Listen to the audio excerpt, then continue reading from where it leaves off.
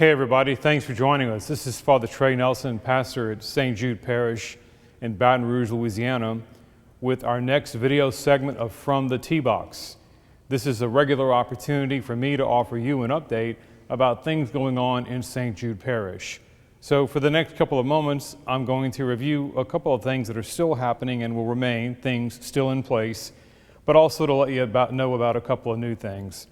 Before we go any further, today is July the 4th, our Independence Day, so happy 4th to everybody.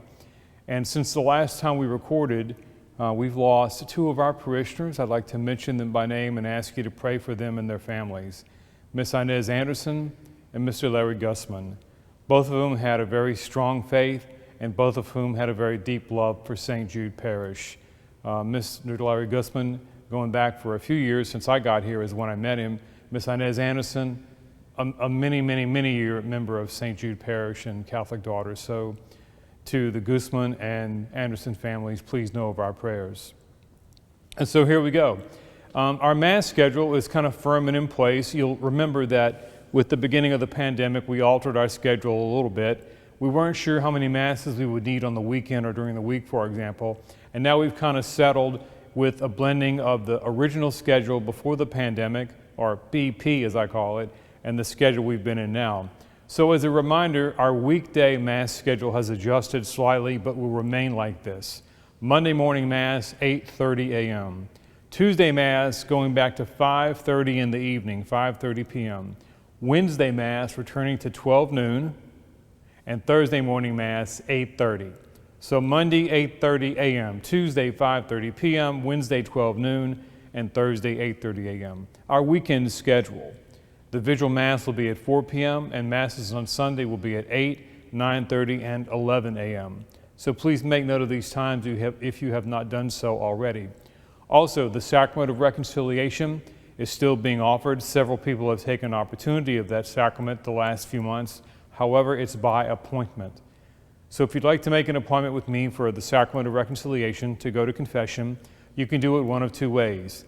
You can call the parish office at 766-2431, or you can email me directly at fathertreynelson@gmail.com. Either way, whether you call or send an email, those messages to me are private, and I can correspond with you personally and set up your appointment for that.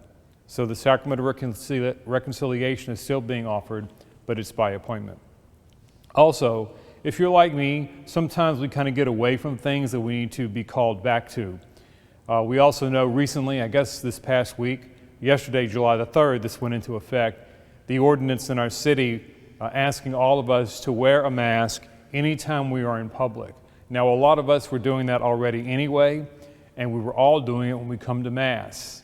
However, at Mass, there have been a couple of people not wearing a mask. So I really need to stress that if you're going to come to Mass, whether it's during the week or on the weekend, it's really important to wear a face mask, a covering of some sort. We won't turn anyone away, but now it's really an ordinance, it's law. And so if you come to church and you don't have a mask or you forget a mask, at the side entrance here and the side entrance there are baskets with white reusable cloth masks. You can take one for yourself, take it home with you. But when you're coming from Mass, it is really important that you do wear a mask. Also, if for some reason you come into the parish office to meet with anyone, you're asked to wear a mask. That's really important. And then lastly, when it comes to celebrating Mass together, just to help us out, please either go online or call the office and register or sign up for the Mass that you would like to attend. You can do that on our parish website by clicking on the tab in the lower right corner that says Register for Mass, and then go to Sign Up Genius and sign up for the Mass of your choice. Or you can call the office, 766-2431 again, and you can speak with Linda at the front desk or whoever is working the front desk at that time and get your name on the list. Again, we won't turn you away if you don't sign up because sometimes people forget to sign up. But it's really important, especially when it comes to how many hosts we put out and things like that. And we want to make sure that we have the appropriate distance between people when they're seated. So signing up for Mass is a big help. Also at Mass, we are still unable to pass out past the collection basket. So again, at the side doors, there is a basket where either on your way in or your way out, you can drop your offertory. You can also give by way of online giving if you're not doing so already. Again, you can see that tab on the homepage of this website. Or you can mail your offering to the parish office or drop it off at the parish office. And if the office is closed, there is a secure drop box located right outside the side door next to Linda's area, next to Linda's desk. Now, that's the mechanics of giving. More importantly than any of that is I want to say again, thank you. Thank you for your financial stewardship and for your sacrifice. I know in my own family, the financial struggle that accompanies the pandemic and everything connected with it is something we are feeling too, and we're feeling it here at church, and I'm sure you're feeling it as well to one degree or another. So for the giving that you offer, thank you so much. We do need it. We do need your help to do God's ministry, whether it's repairing the parking lot or eventually developing new programs or reviving programs that have been put on hold because of the pandemic. So please continue to prayerfully consider if and how you can give. Every single amount counts. But more importantly, thank you so much for what you do for us. I want to announce too, happily, that this weekend, we have established and opened the racism awareness component of our parish website. If you go to our parish website homepage, and again, look in the lower right-hand section of the website, you'll see hands that are joined and they form the shape of a heart. And it's worded simply, the tab is worded Racism Awareness. And if you click on that tab, here's some of the information that will be available there. These are resources for prayer, discussion, and reflection. There's a prayer against racism. There are video statements from Pope Francis and from Bishop Shelton Fobb, the Bishop of the Diocese of Home and Thibodeau. There are a couple of homilies that I've given in addressing the need to work for peace, that peace just doesn't happen, and the need to listen openly to one another, and so on and so forth. And that's, again, on the website, just put up a few days ago. I also want to mention in conjunction with that on the evening of July 19th at 6:30 p.m. here in church, we're going to have a candlelight prayer service for peace and healing. Now, if you can attend that prayer service, which will be about 45 minutes to an hour long at the most, we would ask you to follow the same standards of wearing a mask. There will be no need to sign up for the prayer service. If you are unable to attend and you would like to be a part of the prayer service at the same time, we will carry it live on our parish YouTube channel. It's called A Vigil Prayer for Peace and Healing. And again, in case you're not familiar with our YouTube channel, on our parish website homepage, in the upper right-hand corner is a YouTube icon. And you click on that, and it'll take you to what is already posted there and to anything that is about to stream and air live. So again, it's the Vigil Prayer for Peace and Healing, and we really hope you can join us either in person or by way of YouTube. A couple of really happy notes. We welcome to our community this weekend, the weekend of July 4th and 5th, Mr. Euless Simeon. Euless and Tammy Simeon were members here at St. Jude many years ago when I was first here. They're now parishioners over at Sacred Heart. Euless is one of the gentlemen in our Permanent Diaconate program. He is studying to be a permanent deacon, just like Deacon James, and you remember in the past, Deacon Frank and Deacon Kurt, who are now retired. Euless, along with Paul Swallow, who is from St. Jude, and others, they're on their way to preparation to become a deacon. And part of that process is that they do what's called a deacon internship for 1 year in a parish, just to kind of see how things happen and to be involved in the life of the parish. So Euless will be with us for 1 year, serving in his deacon internship here at St. Jude Parish. And Deacon James and I have met with him already. We've corresponded a lot with him. And if you're at the Mass is July 4th and 5th, you'll meet him in person. But we really are happy to welcome Euless to St. Jude. I think he's a wonderful man, and he's going to contribute a lot to the life of our parish. Please keep Euless and Tammy and their children in your prayers. Also, in August, we're going to welcome another permanent deacon assigned to our parish. Again, Deacon Frank Baines, Deacon Kurt Reeson, all a part of our parish history, who have since retired from ministry. Deacon James Morrissey, who serves here now on our parish staff, but also as our parish deacon. And on August the 8th, a new class of permanent deacons will be ordained, and their assignment will begin on August the 10th. And we're very happy to welcome at that time, soon to be ordained, Deacon Chris Landry. I'd put his photograph up here, but I don't have one yet. But again, eventually you will get to meet him personally. The role of the deacon, obviously, in the church is becoming more and more important. So with Euless here and Deacon Chris Landry coming and the great, wonderful ministry that Deacon James already offers, we're truly blessed, and I think you'll agree with me on that. It's time to start talking more and more about RCIA 2021, 2020-2021.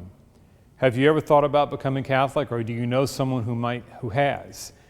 Maybe you were baptized Catholic but never celebrated reconciliation or Eucharist or confirmation.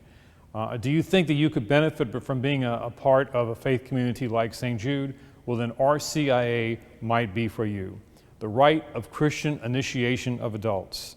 The process begins in September with what's called the inquiry phase, where anyone interested can come in and meet and just have a conversation and be a part of a group and ask whatever questions. No obligation at that point in the process. We'll meet on Wednesdays for 1 hour. Deacon James and I and a couple others in the parish are a part of that process. And if you're interested or maybe know someone who is, please contact Deacon James Morrissey in our parish office. Again, you can do so by calling 766-2431, or you can email James at deaconjmorrissey@gmail.com. RCIA, the Rite of Christian Initiation of Adults, is an amazing experience. So give us a call or email us today if you or someone you know might be interested in following God's call to a deeper life in faith and to become a part of the Catholic faith community.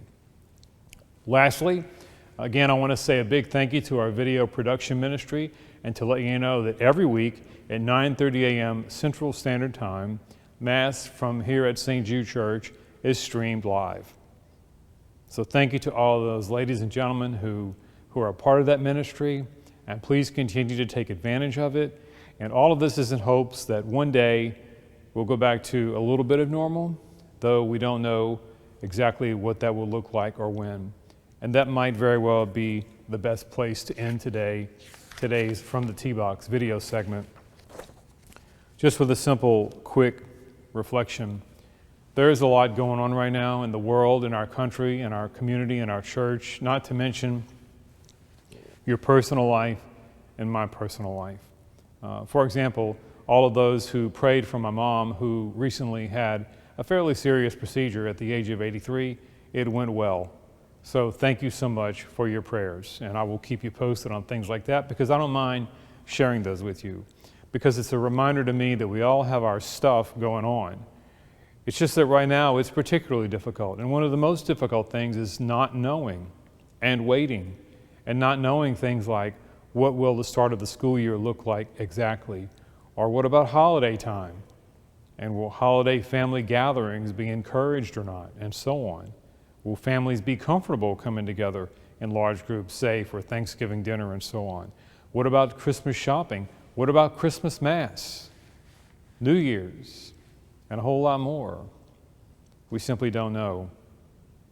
So perhaps, I've said this twice along the way, maybe now more than ever, we're going to have to dig in and trust that when Christ went to the cross, he gave up everything.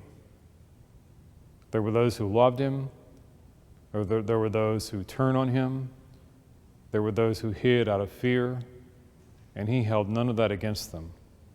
I'm sure during this time we've had our moments of frustration. We've had our moments of difficult and maybe even angry or volatile conversation, and we've all probably had our moments of doubt. Christ does not turn his back on us in the middle of all that. He simply asks us to trust and to be willing to go where he has gone.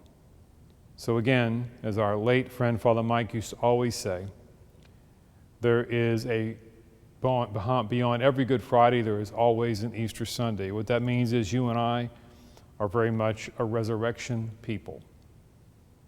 We just don't know what it looks like and when it's going to come, but it will come. Very lastly, on a very personal note, I wanted to let you know this after it had happened.